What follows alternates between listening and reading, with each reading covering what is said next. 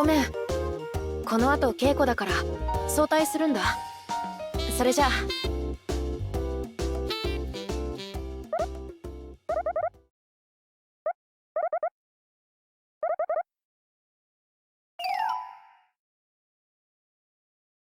君は僕と。ダメだ、台本確認しよう。通し稽古の前までにはちゃんと覚えておかないと。2幕と5幕がまだ怪しいかな。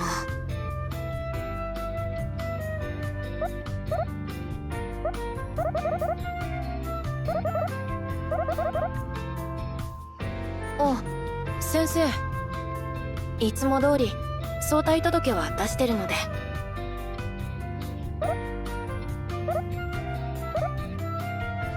はい。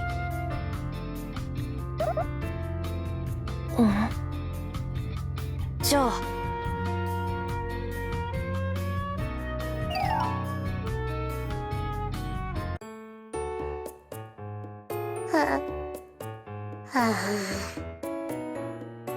どうして森久保一人きり。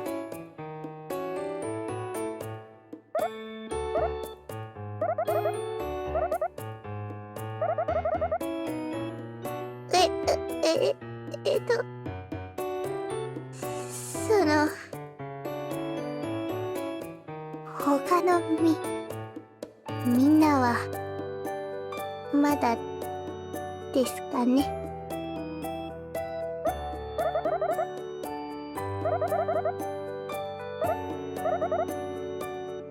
いつもはみんながいたからできたけど、一人で話すなんて。ライオンの檻に放り込まれた生肉です。生肉棒、餌久保。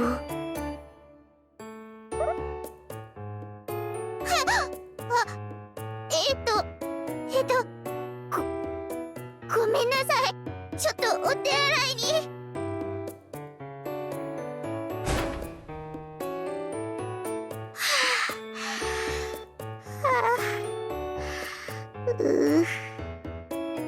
やっぱりダメ。なんでこんなことも。私一人でできるの？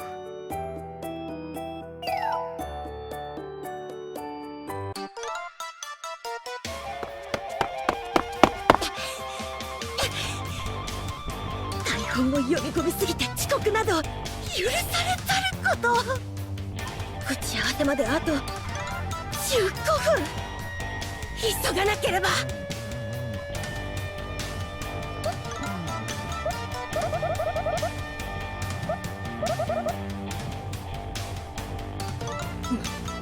前方から私を呼ぶ声がする。どうも、5000円感謝であります。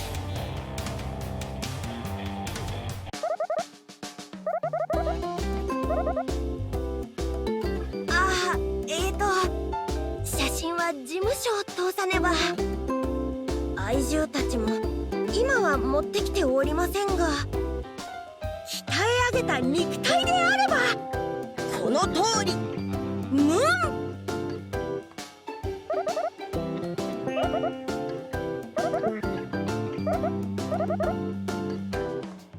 筋肉は裏切らない。今後ともよろしくであります。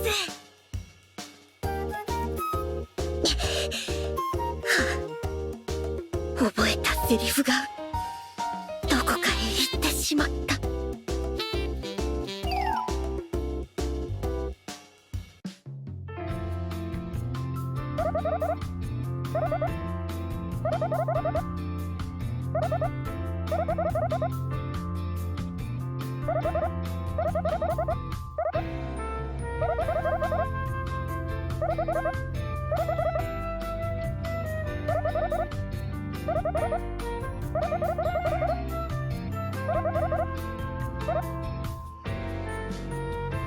よろろしくお願いします。お願いします。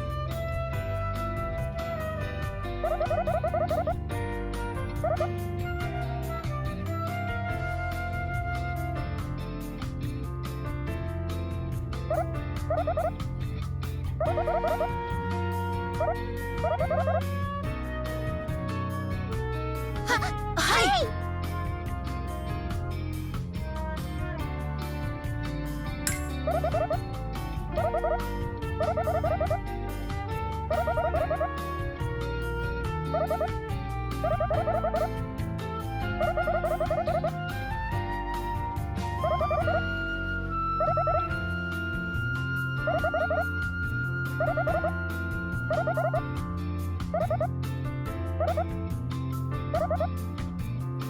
自然体に。分かった。セリフはもう頭に入れたから表現に力を入れてみる。難しい局面こそやりがいがあるというもの。ご支援感謝であります。任された役は必ずやり遂げてみせます。森久保の感情なんて喜怒哀楽の愛ばっかりなので、やや無理久保かもです。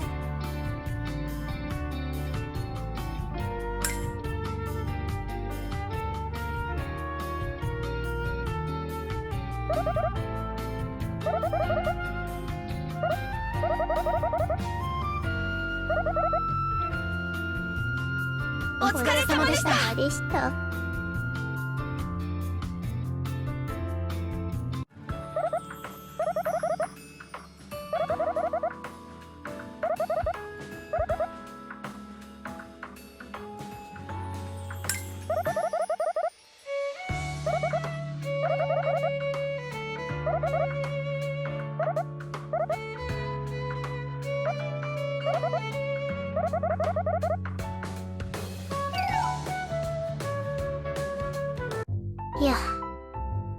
やっぱり森久保に人の役なんて無理では。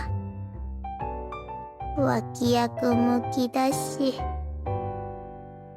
銀河が舞台なら尻くらいでちょうどいいんですけど。この舞台で私の役はかなり重要だし、雰囲気を作るだけじゃダメ。飲み込んでなりきらないとな。いやー、燃えてきました。我々の歌が劇になるとは。普段の私を脱ぎ去って厳かに演じなければ。あれ、そっか。この劇みんなが主役なんだ。森久保一人のうじうじに構ってる余裕なんて。おっと、私はここでお別れです。それではまた。あ、私も。二人ともまた稽古でね。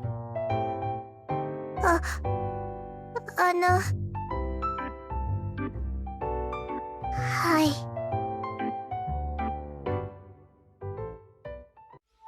本当にできるのかな。やらなきゃいけないのかな。一人ぼっちで。やるからにはあの星を掴んでみせる。私、僕らが目指すアンドロメダに届くよう。大人らしい側面か。私がなりたかったもの、それなら。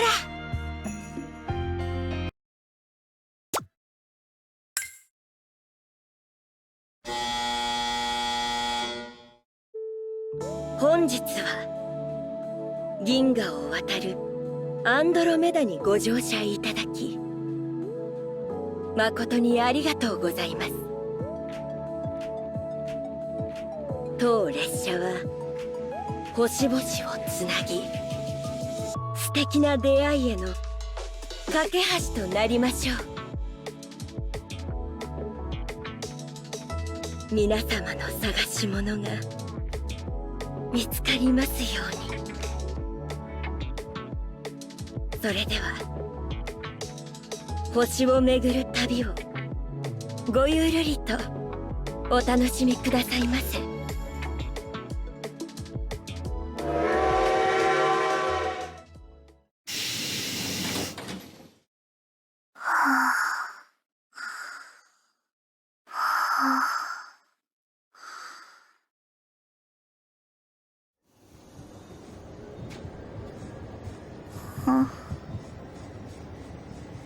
あれ、夢か。おはよう。夢を見ていたのかい？お母さんとそこにお父さんもいたんだ。僕の記憶に残ってる姿で3人でトマトのスープを飲んで笑い合ってとても幸せだった。そっか。また同じ夢が見られるといいね。うん。あれ、ところで君は？僕はジーリオ。君はどうしてこの列車に乗っているんだい？それもこんな隅っこの席なんて。僕はアルバ。どうしてかな。気がついたらここにいたんだ。そう。てっきり願いが形になって叶う場所へ向かっているのかと。そんなのおとぎ話じゃ。もしかして君はそこを目指してるの？興味あるかい？なら嬉しいな。この列車で一人きりは寂しいからね。旅の仲間ができれば僕も嬉しいんだけれど。あ、うん。行けるのなら行ってみたい。そんな素敵な場所があるのなら僕。でもこの列車は一体何なんだろう。こんばんはお二人さん。切符を拝見いたします。よろしい。星巡りの旅は楽しまれていますか？星巡りの旅？ご乗車は初めてでしたか。では当列車についてご説明いたしましょうか。次の駅まではしばらくかかりますから。ほら、窓の外をご覧ください。今は天の川を走っています。銀河と銀河をつなぎ、遥か遠く宇宙の先へと向かう列車。それがこのアンドロメダ。この列車には様々なお客様がいらっしゃいます。旅の醍醐味は人々との触れ合いや駅での過ごし方でしょう。気が向いたら他の乗客とお話ししてみては。駅ごとに見られる景色やそこに住まう人々は異なるもの。きっと様々な星の驚きが得られるでしょう。次の停車駅は鷲座ですね。いろんな人に、景色に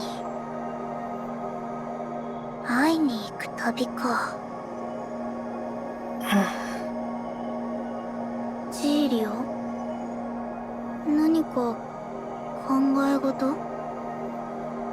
おう。なんでもないさ。君は何も気にしなくていいよ、アルバ。そっか。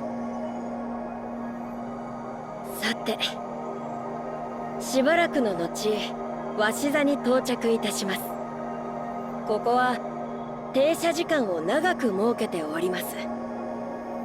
よろしければぜひ外の様子をご覧になってみてください。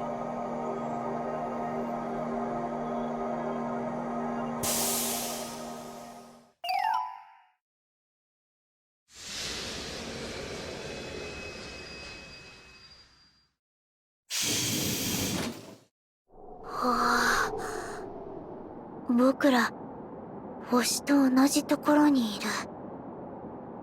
本当に銀河の中を渡ってるんだ。あれは何だろう。光る鳥？もしかしてわし？さあ、なんだろうね。それよりほら、あっちにお店があるよ。行ってみよう。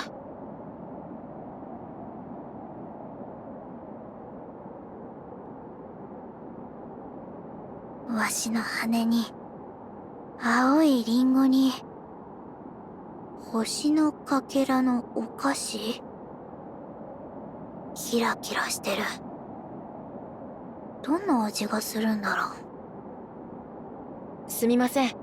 これらを一つずつもらえますか？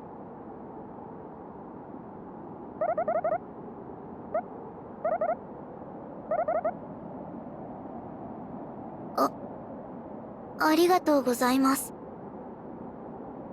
シーリオ、僕、お金を持ってないのに。気にしないで。君のためなら何でもしてあげよう。君の幸せのためなら。ん？ありがとう。優しいね、君って。甘い。このお菓子、とっても甘いよ。口の中にふんわり広がって。もう溶けちゃった。ほら、ジーリオも。僕はいいのに。幸せは分け合わなきゃ。ほら。でも、幸せっていう割に、君は、笑わないんだね。え？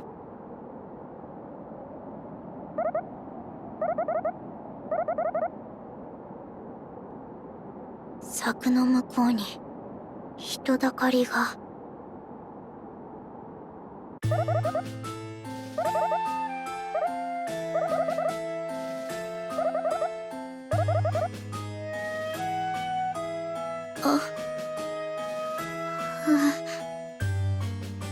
切符は確かに持っているけれど、これは僕らのだ。君たちのための切符じゃない。切符を持てないさまよえる者に乗る権利はない。行こう、アルバ。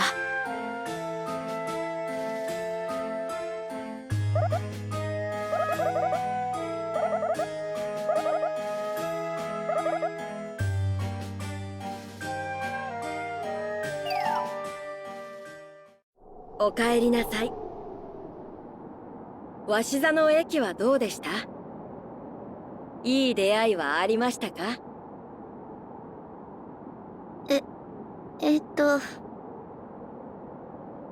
お菓子は美味しいです。とても。けど、あの人たちは。気にしないことだよ。さあ、座って食べよう。いいよね、車掌さん。もちろん。それらは君たちの思い出ですから。一つも取りこぼすことなく次の星まで運びましょう。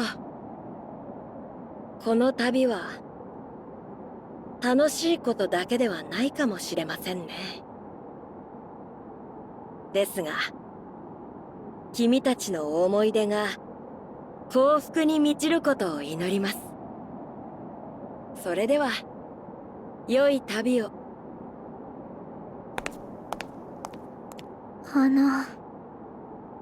シーリオ。さっきは、ありがとう。僕、ちょっと、怖かったんだ。どういたしまして。何も心配することはないよ。この先もね。君は僕が守ってあげる。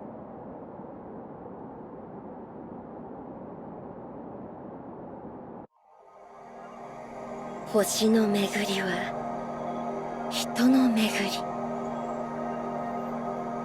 歩むごとに垣間見えるのは輝かしさかほの暗さか。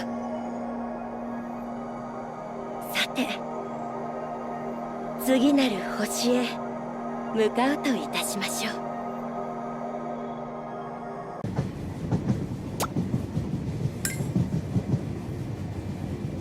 これが、路線図？真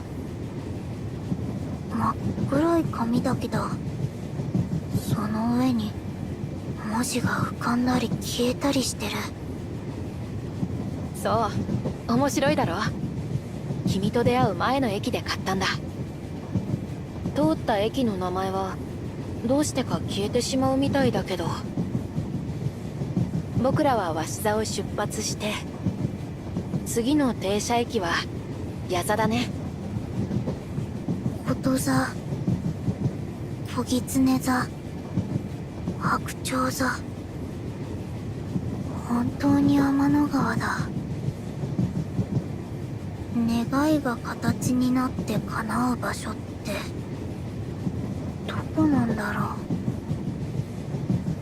う。この路線図に載ってる場所なのかな。さあ、詳しくはわからないけれど、それでも進んでいこう、一緒に。それこそどこまでだって。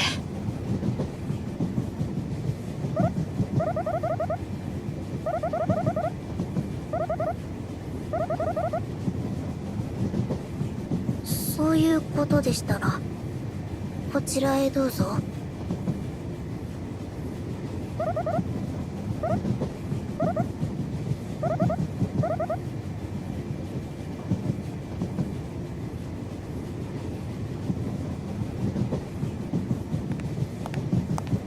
おや、こんばんは。新しいお客様ですね。それでは切符を拝見いたします。どうされました？だんまりでいられるとこちらも困ってしまいます。さあ早く切符を。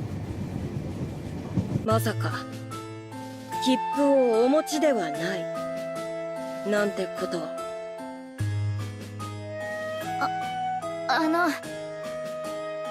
アルバ、やめておこう。関わると君が不幸になってしまう恐れもある。それでも。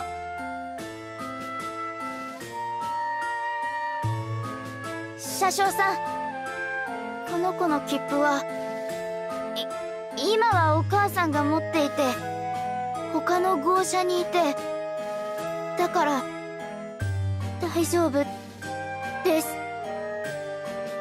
そうですか。それは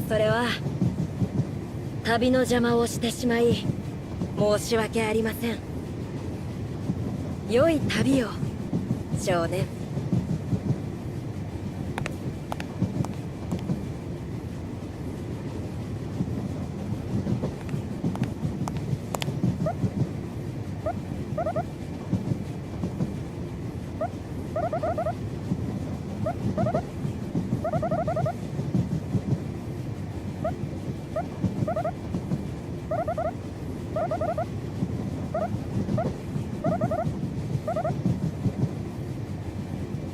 いえ、僕はそんな大したことなんて。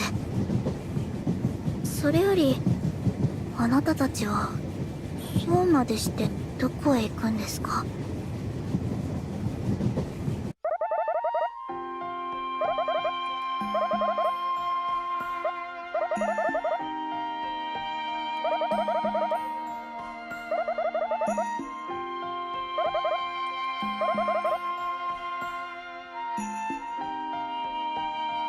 君は優しい人だね。傷つくかもしれないことなんて選ばなくていいのに。君の方がずっと優しいよ。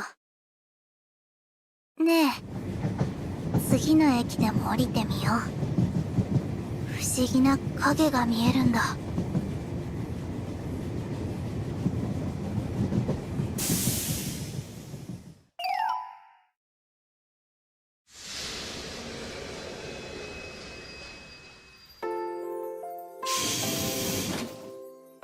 ここが駅。こんな瑠璃色の景色見たことない。僕の街はうるさくてすすだらけだったから。ああ、僕もだ。壁に囲まれた、まるで逃げ場なんてないような場所だった。知らない世界ばかりだね、この旅で見るものは。君と一緒に知らない世界を知っていくんだね。それって悪くないな。僕もそうしたいよ、君と一緒にね。じゃあたくさんたくさん見ていこう。僕らの星々の思い出をぎっしり乗せて、願いが形になって叶う場所まで運んでいくんだ、この列車で。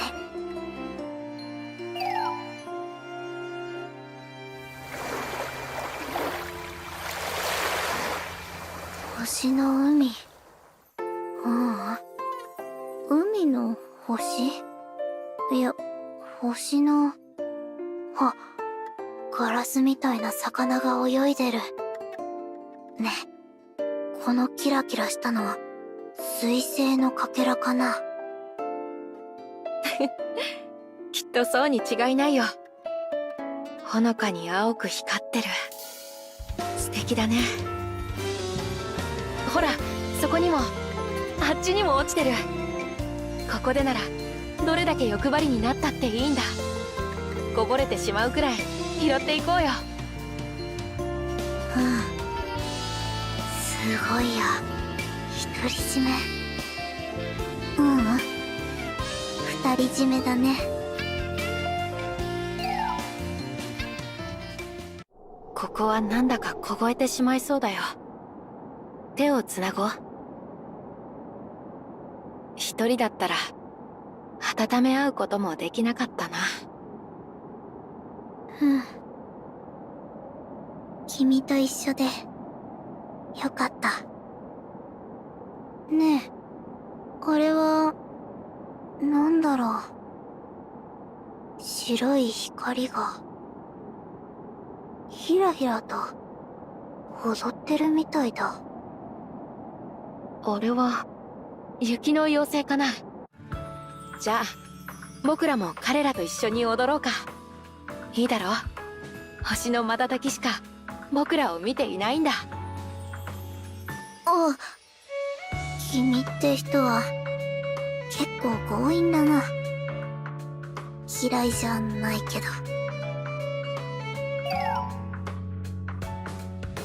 またジーリオに買ってもらっちゃったね。このガラスペン、インクが星屑みたいにキラキラしてる。書くものに対して逆の色を出すんだね。七色のインクだ。これはいい買い物をしたよ。そうだ、路線図に今まで通ってきた駅の名前を。そうさ。こうすれば過ぎてしまったものでも書き留められる。僕らの思い出の地図になる。描いていこう、ジーリオ。僕ら二人で。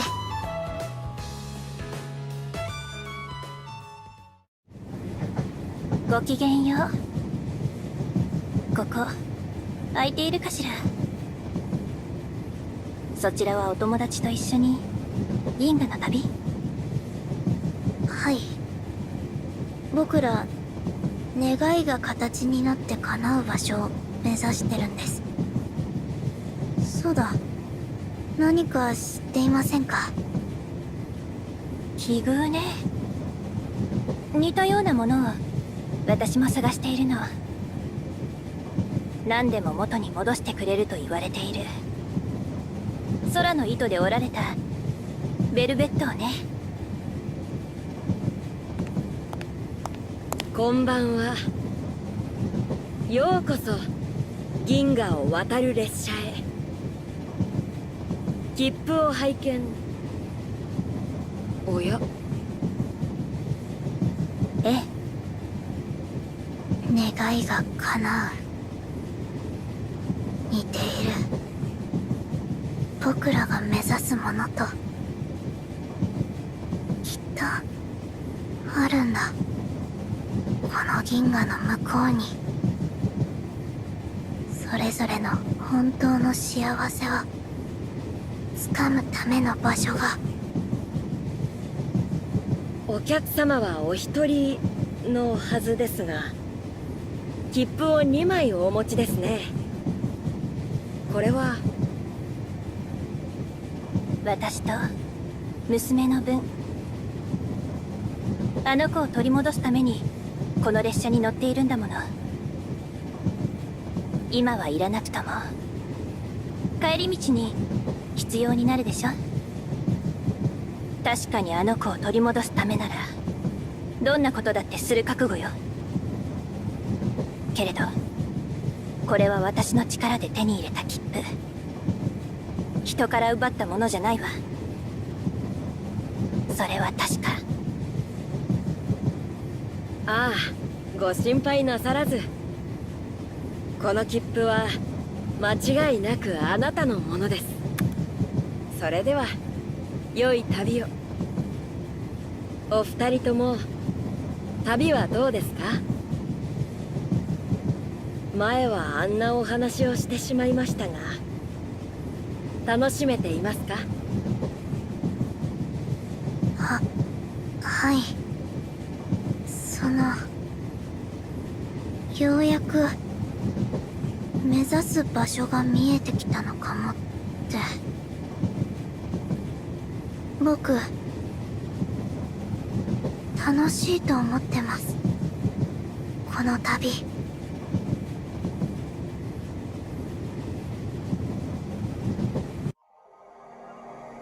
胸に抱く希望を乗せて列車は星の海を渡って行きます。皆の旅はきっと実り多く輝きにあふれたものになるでしょう。光あるところに影は生まれます。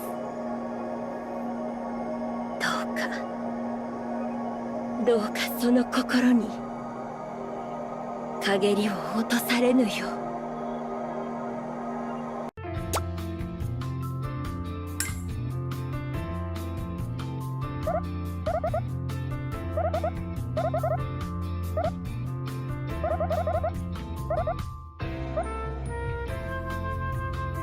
はい、語り部と車掌の演じ分け、以在承知であります。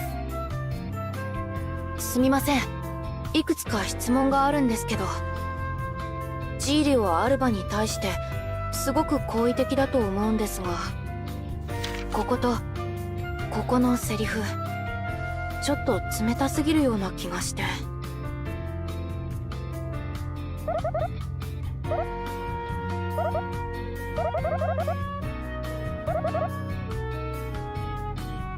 い、ありがとうございます。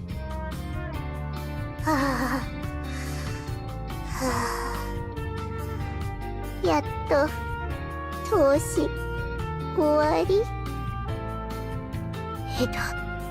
次はもう一回後編第3幕。セリフ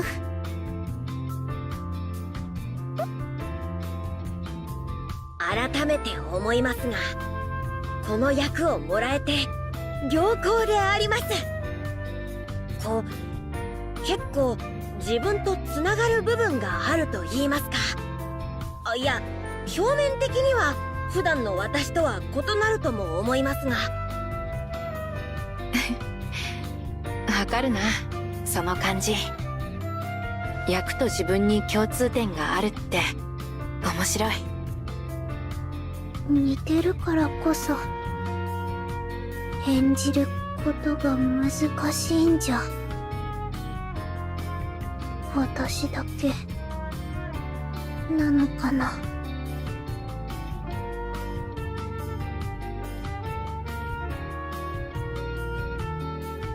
のの、お疲れ様。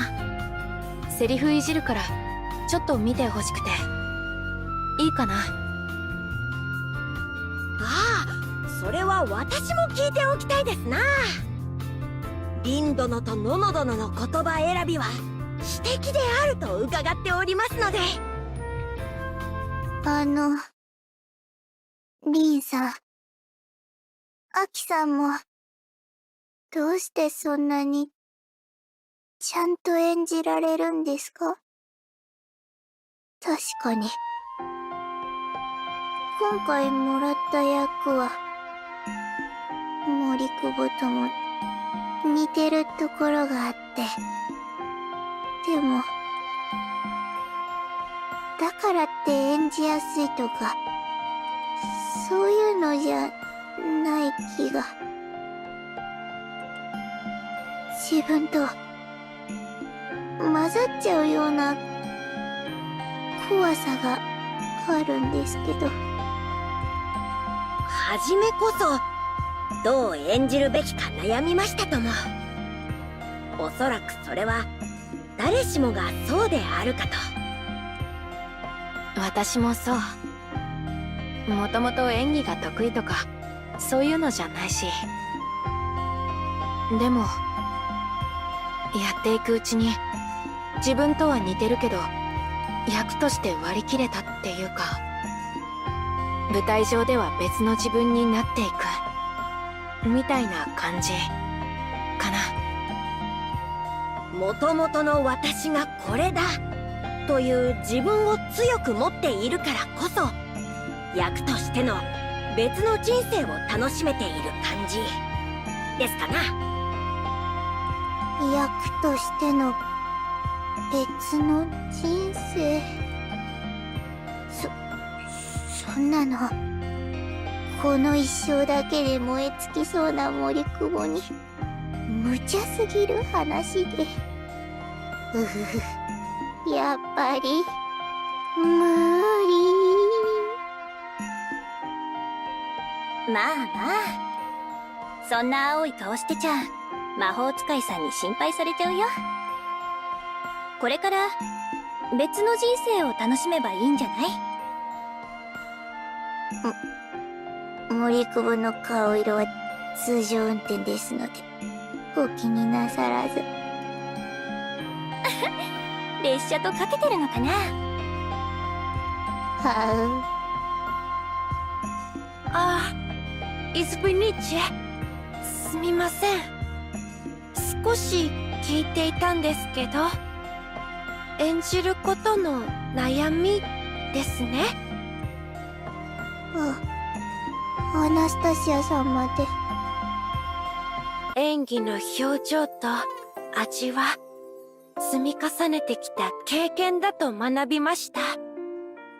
もちろんそれはちゃんとノノの中にもありますね。だから頑張って、きっと大丈夫です。一緒に頑張っていけば必ず答えが見つかりますよ。それに演じるのってやっぱり楽しいじゃない？作品として劇の世界を見てお芝居を楽しむの楽しいよ。経験、作品として楽しむ。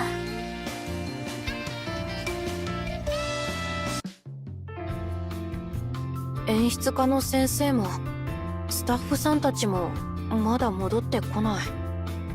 プロデューサー、何か聞いてる？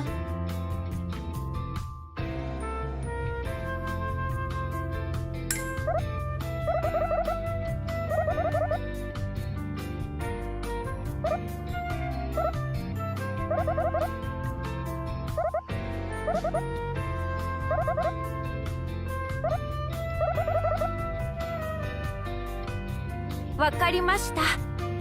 また明日よろしくお願いしますね。ちょうどよかった。そろそろ倒れそうだったから。またね、みんな。じゃあ私たちも帰ろうか。よかったら事務所のレッスンルームでも借りて。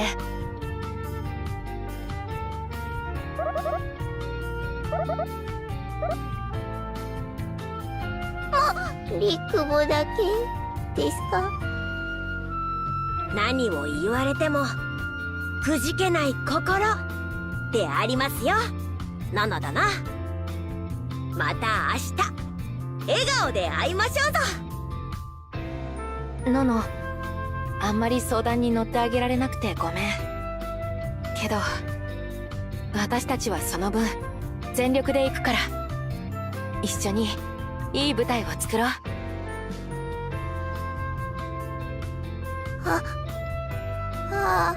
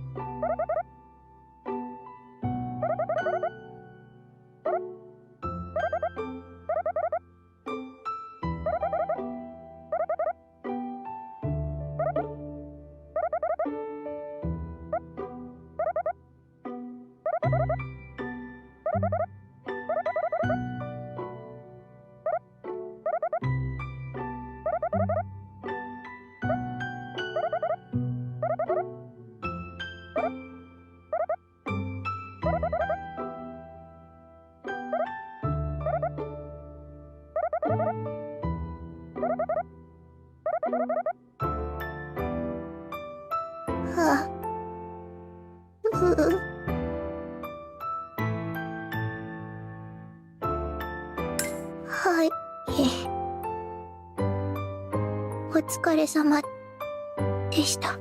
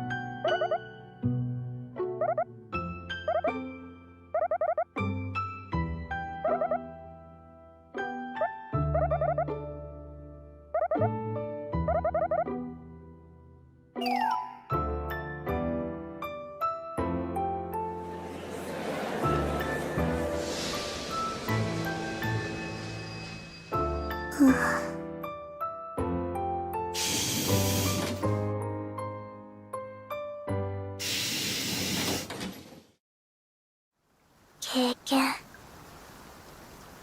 私なりに役の魅力を伝えようとしたこと、楽しむ。確かにこのお話は私が好きなもの、幻想的な世界、自分じゃない自分、私自身に重ねて自分を守ったままじゃ彼に別の人生に出会うことなんてきっとできない。さよならの練習を始めなきゃ。星を巡る旅は長く、そして短くもある。窓の外はいつも同じ景色ではあらず、星の海を渡る列車にも雨や嵐は訪れます。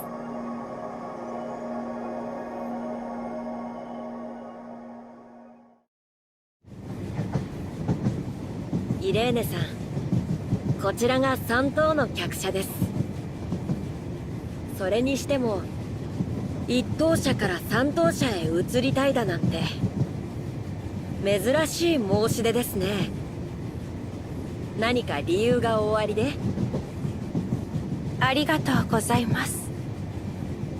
理由は、一等客車はどうにも落ち着かなくて、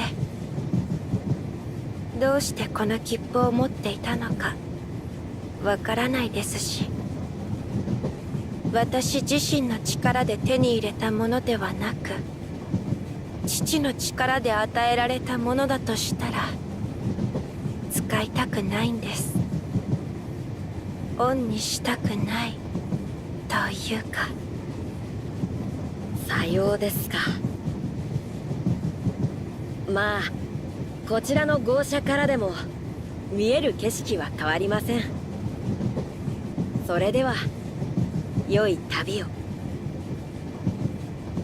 自分の意志とは関係なしに得てしまうものか。僕もそういうのは好きじゃないな。親の身勝手はむしろ嫌いだ。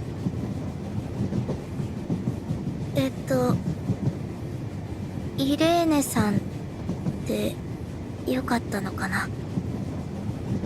僕はアルバ、こっちはジーリオ。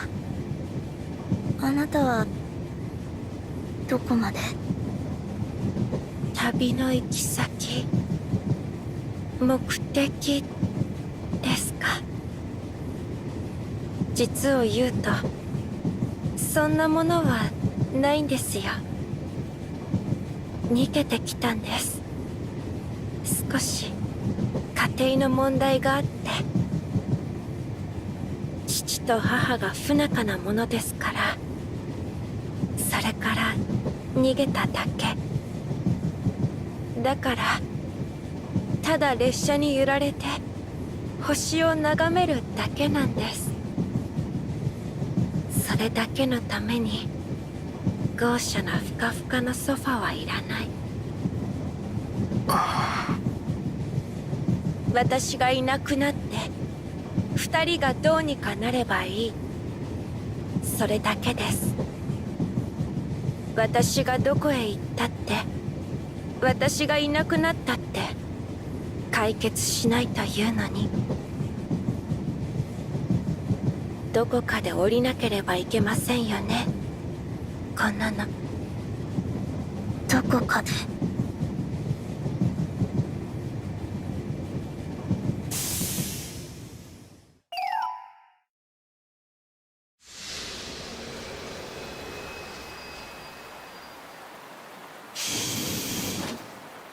雨か。駅の外までは出られないな。アルバ、お腹は空いてないかい？ホームの物売りから何か買おうと思うけど。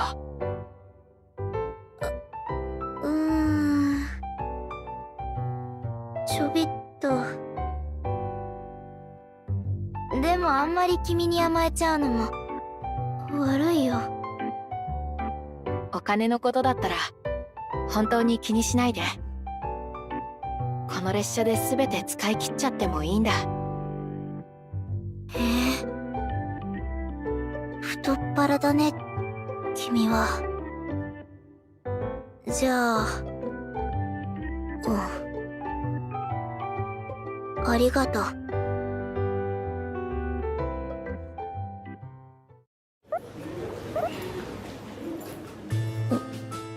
なんだろう、揉め事かな。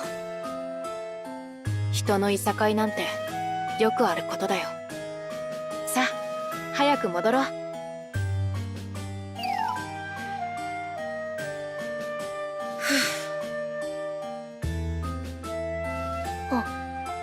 車掌さん、何かあったんですか？さっき声が聞こえて。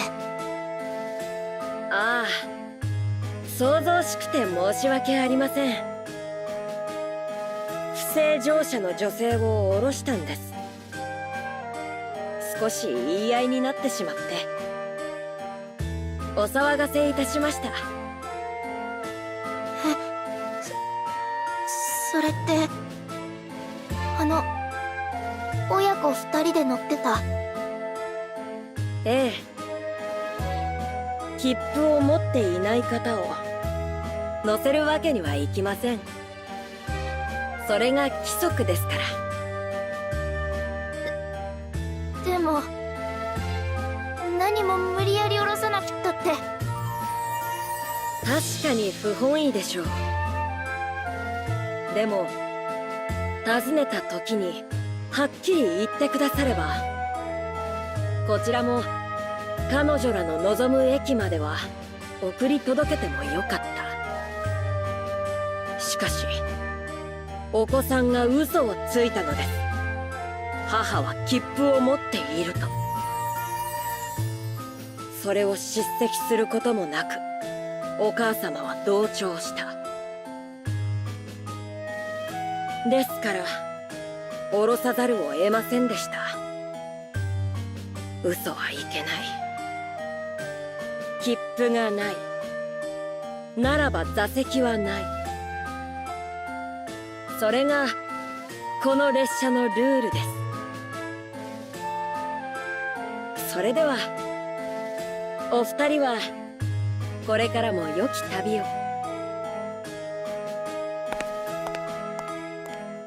そんな。あんなところで降ろされてどうするんだろうね。僕が余計なことさえ言わなければ、あの子が嘘をつくこともなかった。二人の行き先を決めてしまったのは僕だ。僕のせいだ。やっぱり誰かと関わっちゃいけないんだ。もしもミヤさんのように切符を2枚持っていれば、あるいはイレーネさんの切符を払い戻せば3等車の切符2枚分にはなったかもしれない。そんな風に考えて過去を嘆くこともできるだろう。けれど全部もしもの話さ。今考えたところで意味なんてない。あの親子は2人とも生きているけれど切符を持っていない。ミヤさんはお子さんを失ったけど切符は2枚。イレーネさんは目的もないのに切符を持っている。どうしてあるべきところにないんだろうね、必要なものって。だけどままならない。それが人生なんだろうな、きっと。そんなの悲しいだけじゃないか。どうして幸せを望むことがこんなにも苦しいんだ。アルバ、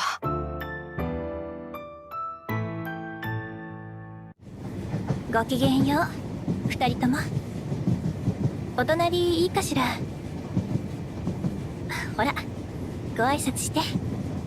眠いかな。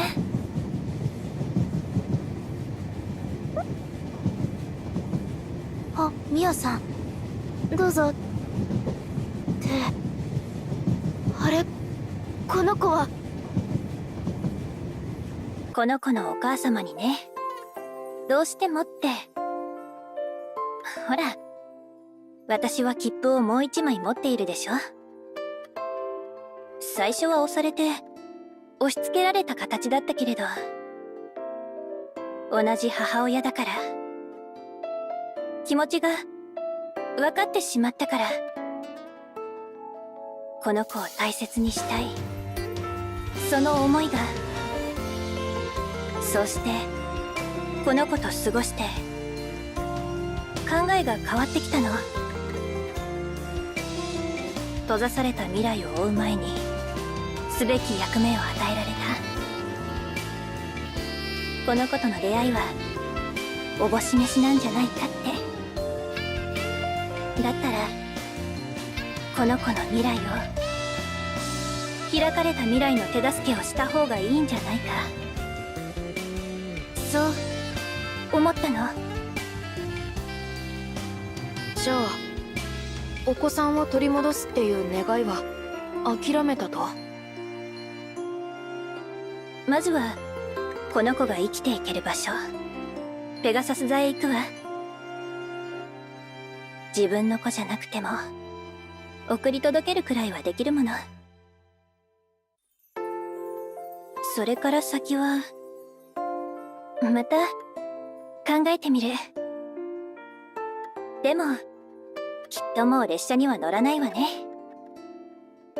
自分の足で私の人生の道を決めていきたいから。そっか。じゃあミヤさんはこの列車を降りるんだね。ご歓談中のところ失礼。切符を拝見いたします。僕らのですか？ずいぶん前にも一度見せたと思うんですが。切符は変わるものなのですよ。持ち主の心や目的に呼応してね。お手数ではありますが、都度確認させていただいております。お客様の切符はもともとどこにでも行ける素晴らしいものですが、行き先は決めなければなりません。さて、どこまで乗られますか？願いが形になって叶う場所まで。ジーリオもそうだよね。ああ、そうだね。そうですか。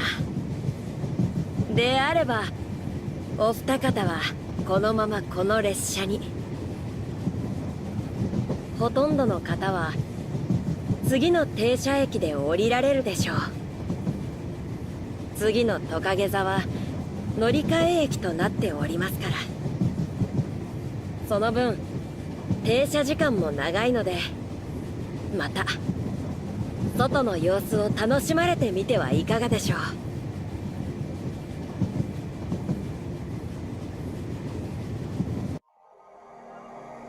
果てのない旅もいつかは目指す場所にたどり着くでしょう。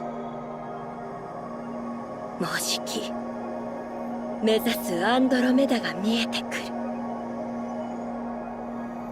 降車の際にはお忘れ物のなきよ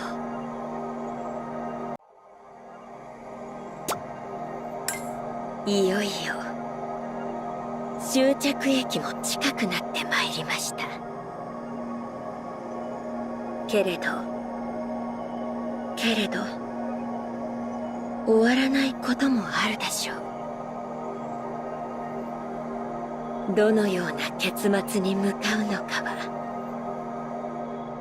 お客様のそのお心次第。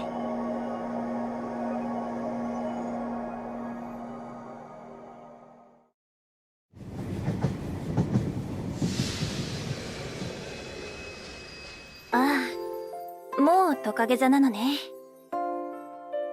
さあ、私たちはここでお別れよ。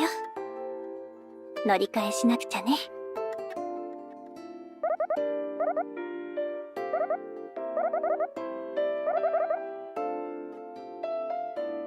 でも、お母さんとは離れちゃったんだよ。ミヤさんともペガサス座でお別れだし、君はこれから一人ぼっちだよ。怖くないの？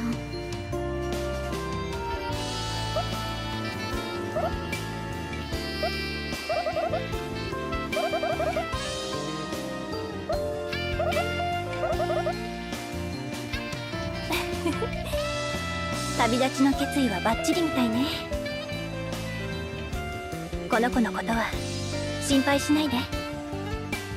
ちゃんと責任を持って送り届けます。それが私の務めだか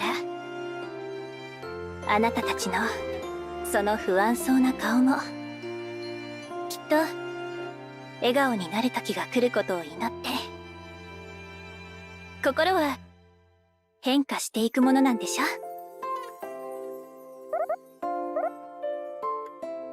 それじゃあさよなら。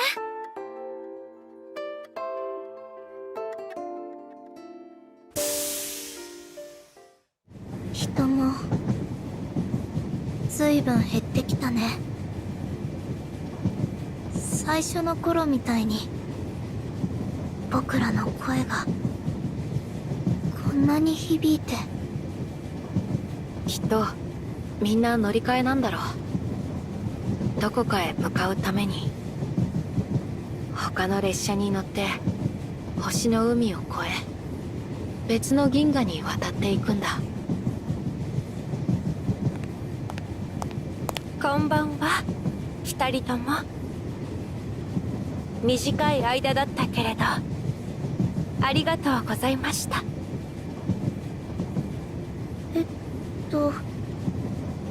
お別れみたいだね。もしかして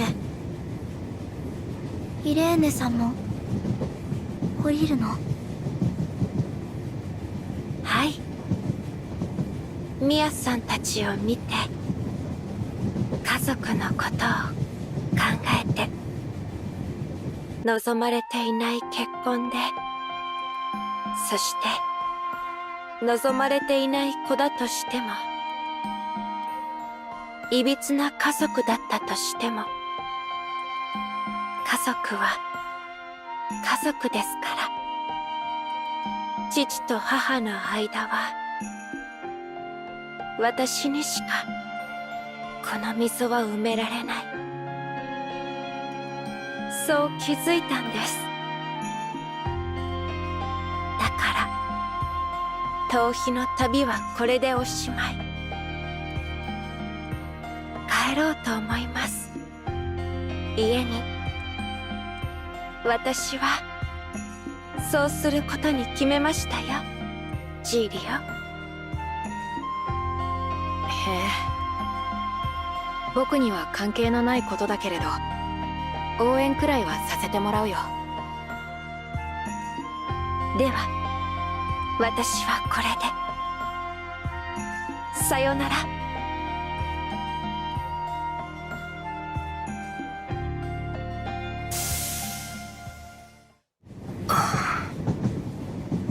アルバと一緒に、もしも僕の願いを叶えたとして、彼は笑ってくれるだろうか。いや、そんなの分かりきっていることだ。そう、初めから。彼はそのために列車に乗ったわけではないのだから。ねえ、ブツブツ言ってどうしたの？君がだんまりだと退屈だよ。何かお話ししよう。ほら、もうじき列車も出ることだしさ。君もここで降りるんだ。どうして？だって僕ら一緒に行くんだろ？願いが形になって叶う場所へ。そんな場所存在しないんだよ。ごめんね。僕は君にずっと嘘をついていたんだ。何を言ってるんだよ。そんな冗談笑えないよ。はあ、笑えない。だって僕ら一緒に行くって約束したじゃないか。確かに僕は願いが叶う場所を目指してこの列車に乗った。けれどその願いはね、君にとって幸福なことじゃない。君には幸せになってほしいからここで降りるんだ。わかんないよ。そんな風にぼんやり言われても。じゃあ君の願いってのを話してよ。そしたら一緒に。じゃあ君は僕と一緒に死んでくれるのかい？それが僕の願いさ。あの星の光さえ届かない遠い銀河へ行って一人でこの世界から消え去るなんて恐ろしくてたまらない。僕は体が弱くてね、家業を継がなければならなかったのに家族の期待に応えられない。いつも重責に押しつぶされそうだった。だから逃げたんだ。解放されて終わることを望んだんだ。ままならないこの哀れな人生から。ねえ、こんな僕と死ねるのかい？目的のない孤独な君。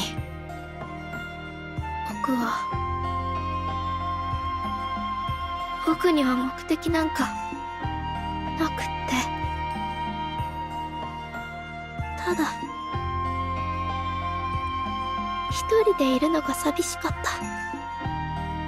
一人ぼっちがもっと一人ぼっちになったらどうなってしまうのかわからなくて、誰かと関わることも怖くなって。でもこの列車で目を覚ましたら君がいて、君と一緒に同じものを目指して、君と一緒に過ごして、それはすごく楽しかったんだ。本当に楽しかった。それにこの旅の中でいろんなことを学んだよ。僕のせいでって思うこともあったけど、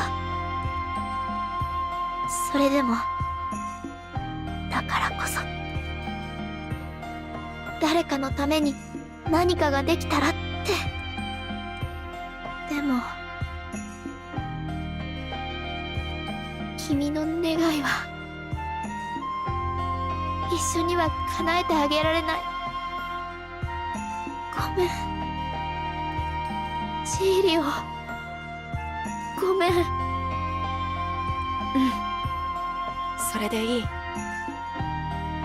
君は僕の道をなぞるんじゃなく君の道を行くんだよ、アルバ。でも、もう少し、もう少しだけ一緒にいさせてほしい。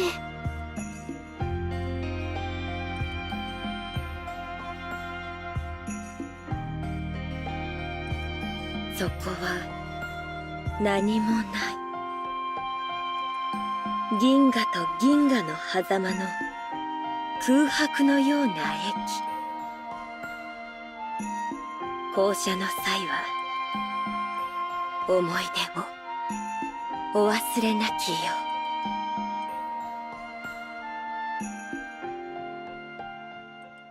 う。僕、ここで降りるよ。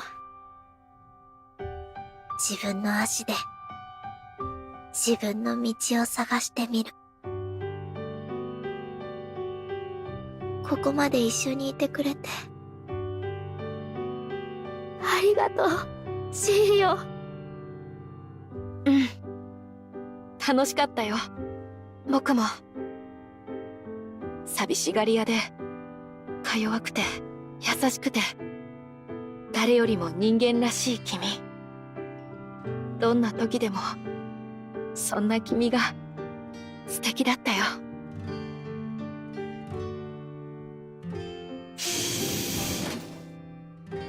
さよなら。初めての僕の友達。大丈夫。もう一人でも笑えるよ。さよならか。すっかり寂しくなってしまいましたね。あとはお客様だけですが、どちらまで行かれますか？僕も降りることにしたよ。きっと家族が帰りを待っているだろうしね。では次の駅で降りて乗り換えるといいでしょう。君ともそこでお別れですね。ああ、それで一つお願いがあるんだ、車掌さん。これをもしもアルバに出会うことがあれば渡してほしい。手紙ですか？あ、私はポストマンではないのですが。なら転職を勧めるよ。どうにも窮屈そうでさ、その制服。どんな仕事に就いたっていいんだろ。降りる客に寂しい目を向けない仕事を選びなよ。帰ろう。こんな体でもきっとできることがある。父さんに母さんに僕の意志を伝えよう。泣いたっていいさ。嘘なんてつかないで心の赴くまま。彼みたいに弱い自分とさよならだ。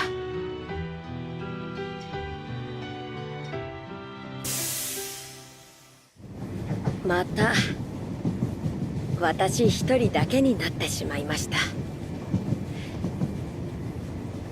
何度も何度も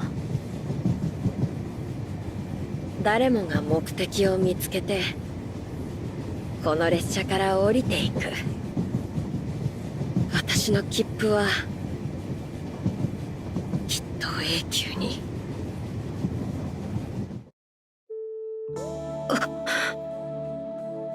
いいのですか？この列車から降りても。私が僕に戻っても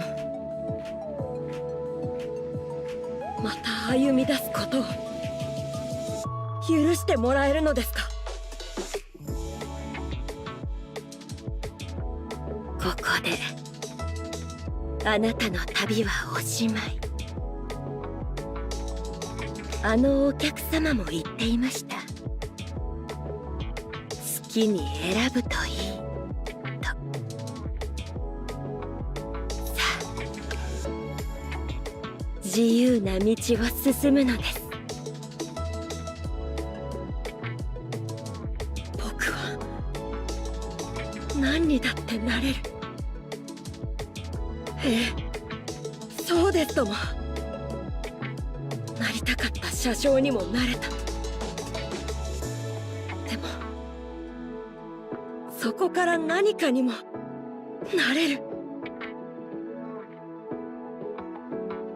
長い間お世話になりました。さよなら。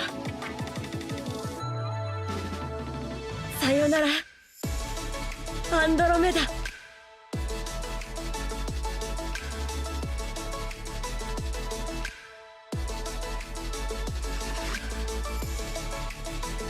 当列車は銀河と銀河をつなぎ、星の海を渡ります。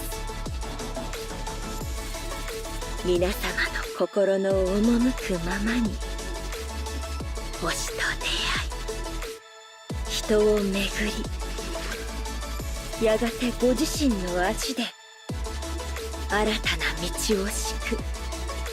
その時までよすがとなり、呪いとなり、共に走っていきましょう。どこまでも、どこまでも。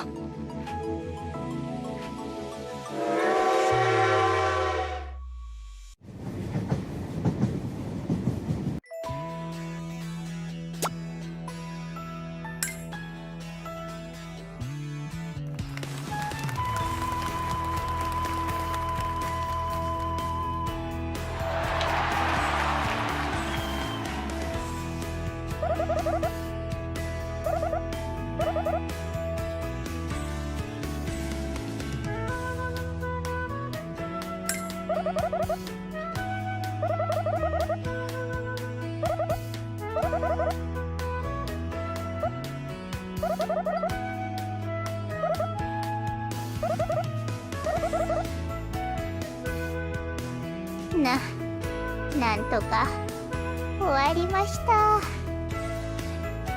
みんなお疲れ様。お疲れ様です。いやー、大盛況ですね。きっとお客様にも満足していただけたでしょう。なんかアキさん、まだ役が抜けきってないんだね。いつにも増して大人っぽいというか。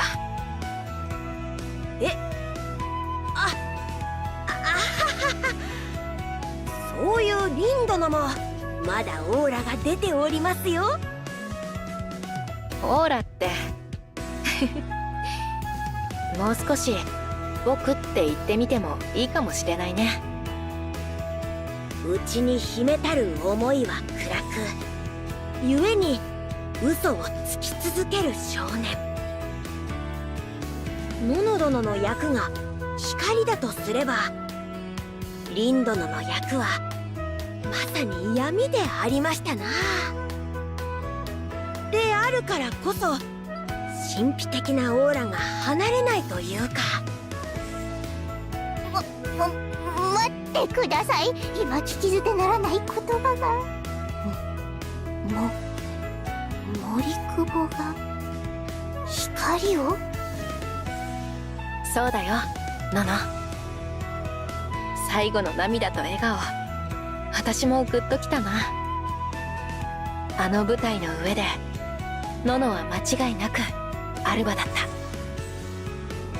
それを森久保が演じきれた。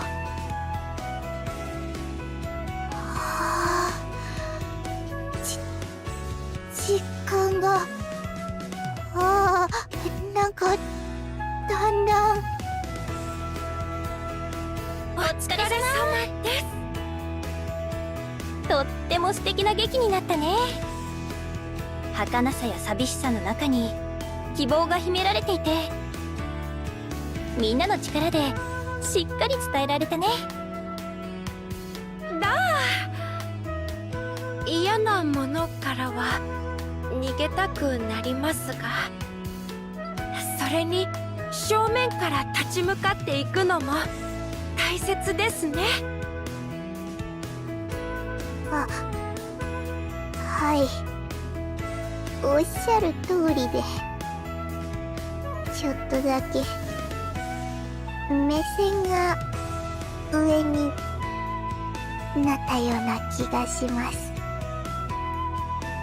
お客さんにも森久保の顔を見せられましたし素敵な表情だよ。お二人も素晴らしい演技でしたぞ。千歳殿の母親役、とても様になっておりましたし。ありがとう。うちにも可愛い子がいるから。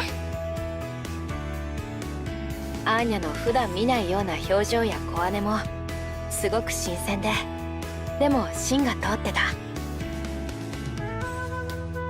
パセーバアーニャはパパとママをつないでいますね。だからあの演技が答えです。みんな自分の役を全うしたんだ、全力で。でもこれで終わりじゃない。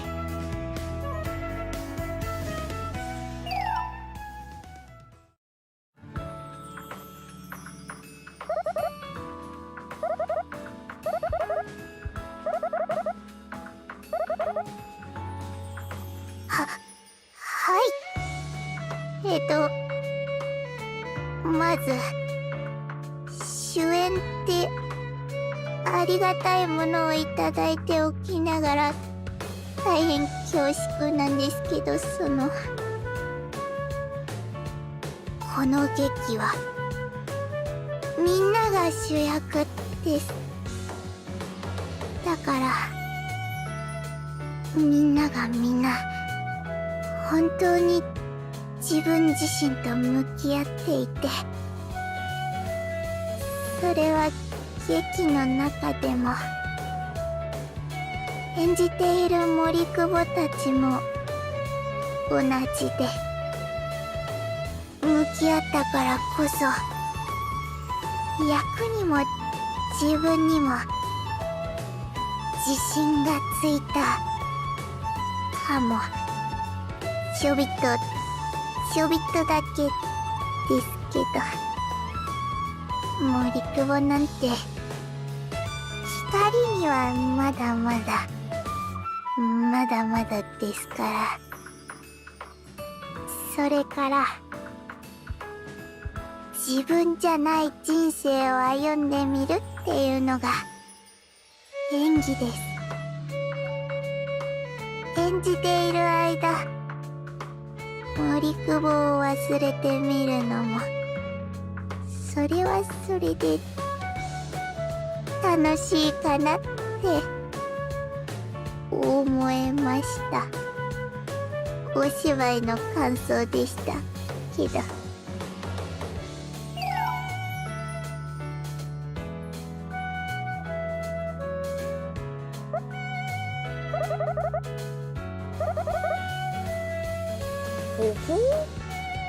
もちろん構いませんが、何か心変わりでも？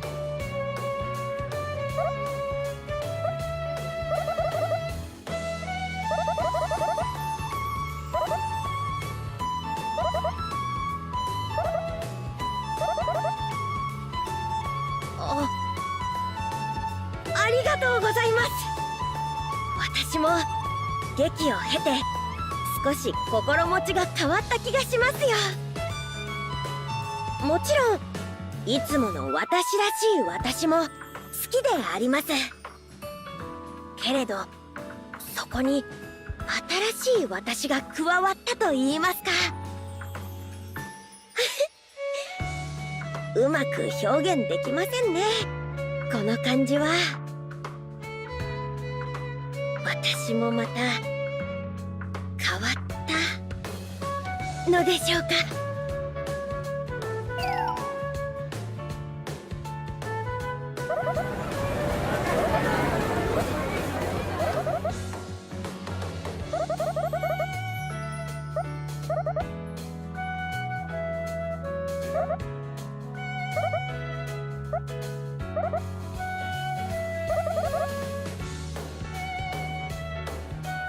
さ、今日はこの後お仕事なんだけど、また今度一緒にご飯食べてもいいかな。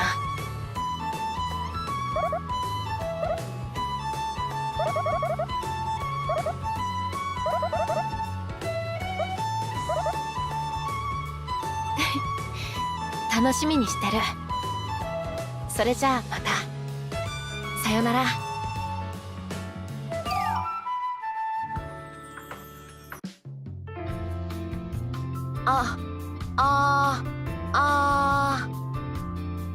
し。リハも完璧だったし、今日も頑張ろうね、僕。また僕の人生を歩める。その間は森久保とは少しさよならですけど。それが楽しいのでありましょう。私たちは何にだってなれるのでありますから。はい。きっと全部の上演が終わってもアルバはずっと森久保のそばにいてくれる。そんな気がするんです。自分を守って逃げてばっかりだった、そんな弱さとさよならできたから。お別れすることでまた新しい日常が、世界が始まる。だからさよならはすごく大事な言葉なんだ。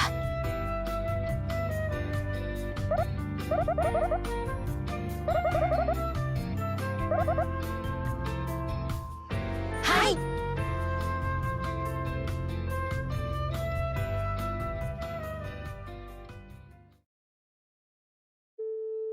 幕が上がる。また新たな旅が始まる。いつかの私を脱ぎ去って新しい日常へ歩み出すためのさよならを告げる旅が